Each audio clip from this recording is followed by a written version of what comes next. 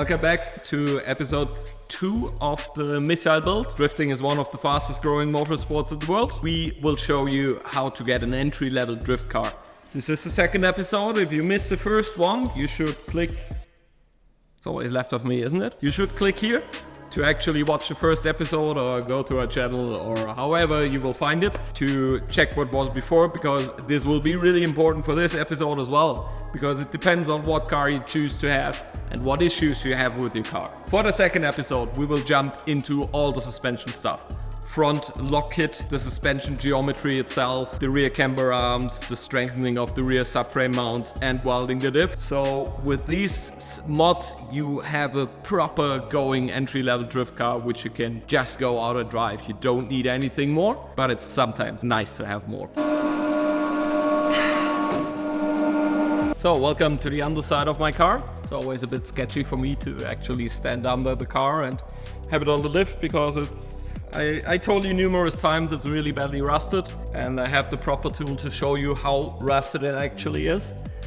This one is basically non-existent anymore, which is fine. Usually here we have some rust falling out as well. We have some holes here, which are not so good. There's not much left there as well. As you can see, that's actually quite horrible. Let's come back to the modifications. I won't need that screwdriver anymore. You're free, go home. The most important thing, in my opinion, for drifting is actually the steering lock, because usually the geometry of a stock car doesn't work out that good in drifting.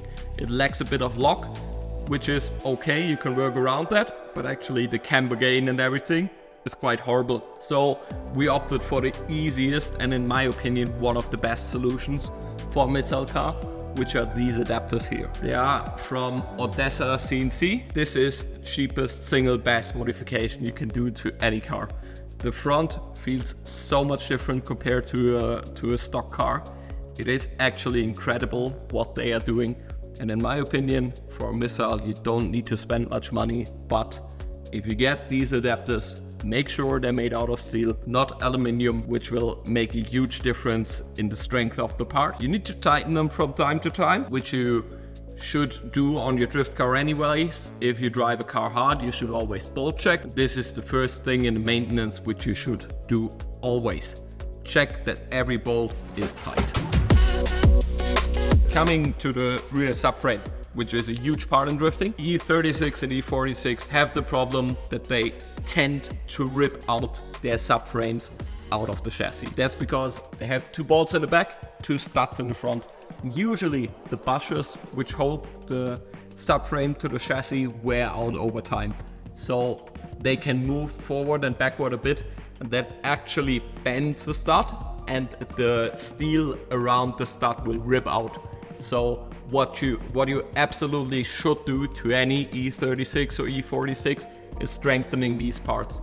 You can get some steel plates which you can weld in. You need to drop your whole subframe and then weld the steel plates in. You clean it all out, weld it in or glue it in like we did it, which is actually so much more future than welding it in, and holds up way better than welding it in usually. And you also need to replace these old bushers. If you replace them with fully urethane bushers, then you don't get that bending force anymore, because they're absolutely stiff, they never wear out, which is amazing. And then that part would be done forever. This will for sure survive the rest of the car. While we are under the car and the rear subframe is removed, we will take care of the differential as well. Usually a differential locates the force from the engine through the drive shaft to the wheels. That's what the differential does. In most cars you have an open differential. That means only one wheel will spin when you want to go drifting. That's not going to work really well. That's why we usually weld the diff. There's a possibility to get a limited slip diff as well, which gives you way more grip, but is way more expensive. So on a missile car, welding a diff is absolutely perfect. When welding the diff, you really should take care to remove all of the old oil before welding. If not, it will start a huge fire and your weld may be penetrated by the oil, and it is possible for the weld to crack after a while. We might check mine. Clunking. That's good. That means it's still there. What helps seat-time drift car a lot as well is these camber arms. We talked about tire wear with the weight reduction. The less you weight, the less tire you consume. And usually stock car is made to have some camber in the back. Most of them actually do have more camber in the back than in the front, so it makes the car understeer, which is easier for most of the drivers to control. If you don't have these camber arms, you will wear out the inside of your tire quite a lot, and with these camber arms you can actually adjust the camber where you want it. It's usually rule of hand, you go either 0 degree or a little bit positive, and then you drive and then you readjust it after you see the camber wear, which is quite important to do. It gives you more grip, or it gives you more traction, and it reduces the tire wear. And there's nothing more unpleasant than having a few good laps with your friends and your tire pops and you need to actually go change them while all the others are driving. So maximizing tire life is a big thing. Perfect. Now we put all the parts in and now we come to the suspension setup. Actually, on a car like this, you can't adjust that much. In the back, you can adjust toe and camber, which is perfectly fine. In the front, you can adjust only toe, which is also perfectly fine because these adapters give you the right camber you need, and all the rest is, to be fair, there are minor details. To give you the baseline here, usually with these kits, Ellie and Joe are really happy to go for 0 toe. That's like having the wheel straight. It's not what I prefer. I like my toe to be a bit out. This is 0 toe. I like toe out, like 5 mil or something. It just makes the car a bit more dynamic for me, which depends on the driver if he likes it or not, because it has some other drawbacks, like the Ackermann will be a bit odd on the top. Nonetheless, it is really dependent on the driving style. We talked about camber already on the back now.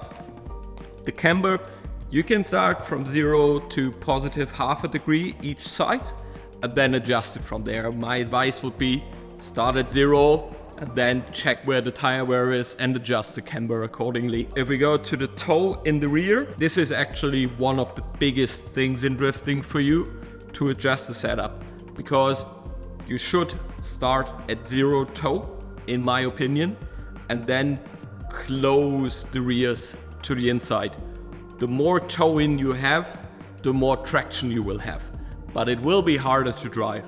So if you're an absolute beginner, start at 0 toe in my opinion, then you can incrementally turn it in a bit more to give you more traction, which will be a whole different car to drive, to be honest. Also, what took me 10 years to learn, yes, you might be good in doing setups for drift cars and you might get better, and it's nice to play around with setups and actually see how the car behaves differently.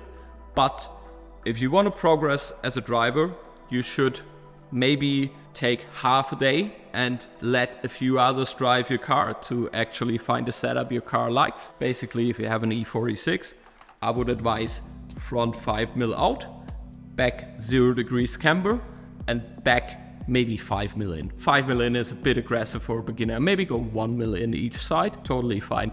And then you just drive and drive and drive. Because at some point, you will realize that there is no perfect car out there, but you need to progress as a driver to drive around the weaknesses of the car and make the car work for yourself. It took me 10 years to do it. We usually don't do it in competition because there are different stakes there where you actually need to get your car quicker. But if you go for a fun drive with your friends at an airport or at a racetrack, try to keep the setup as simple as possible and try to adjust yourself to the setup and properly understand it. Because if you change the setup, go out for 2 laps and say it doesn't work for you, you haven't tested it properly, you should give it a proper time, maybe a whole set of tires for the setup to see if it really works out for you or not, because it takes time to understand the setup and drifting. That's the basic stuff. You can go from there. My advice would be go out, any setup, as long as it's square, and have fun. So I will show you how to do pull-ups on the shitbox. Fairly good. Perfect. That's it, episode 2. We showed you all about the suspension, how to put the stuff in, which stuff to get, which makes sense, which doesn't make sense. This setup, in my opinion, is the least you should have for tire wear and grip wise. It really helped me, I could make it better, but I won't do it because I enjoy the car how it is. You got a proper view now, what we did to our cars. You may decide to yourself what you want to have and what you don't want to have. And in the next episode, we come to one of the most important things in drifting, in my opinion, which is style. And we also do the exhaust and put a clutch in because it's really necessary to put a clutch in, because you need lots of clutch kicks with these cars. So stay tuned, see you in the next one.